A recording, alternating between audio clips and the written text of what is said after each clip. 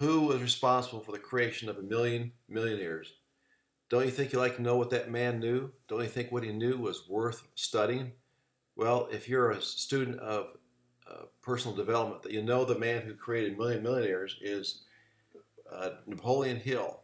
And the way this started was early part of the last century. Andrew Carnegie was the most successful man of his time, and he had over 500 friends who were extremely successful.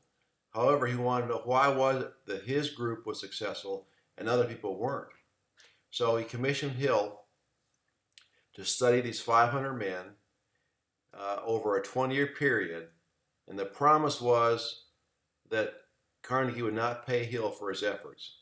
In fact, he had 20 years of unpaid service before his work was finally completed.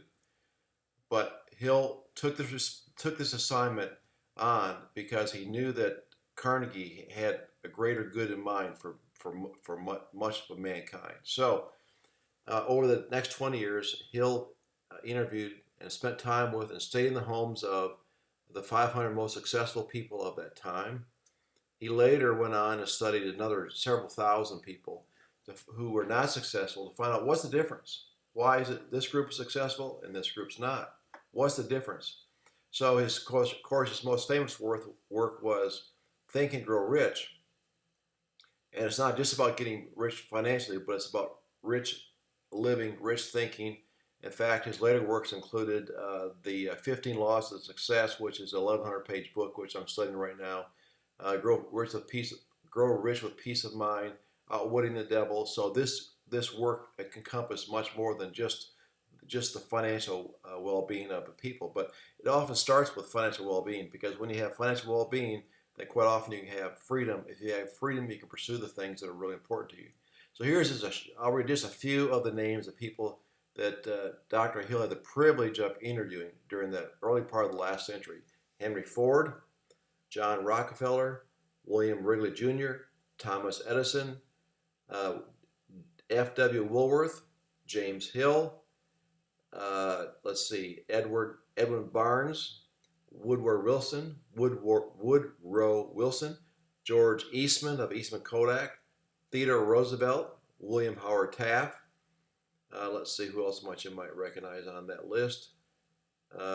King Gillette of Gillette razor blades, Arthur Nash. That's just a few of the ones that he interviewed. He had the privilege of spending time with them, and he dug why was it they were successful. And then later on in life, he realized that some of those men had lost that success. And he wanted to know why. So this study, Think and Grow Rich, if you haven't studied it recently, I encourage you to do so. And at the end of this little video, I'll give you a link where you can get a free copy of it.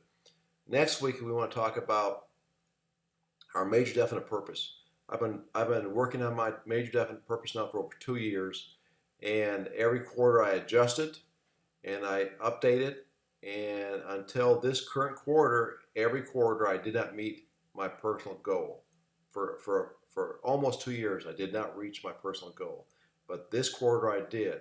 So was it worth it to work on that and study that and recite that for 2 years? It certainly was. It was more than worth the time I spent.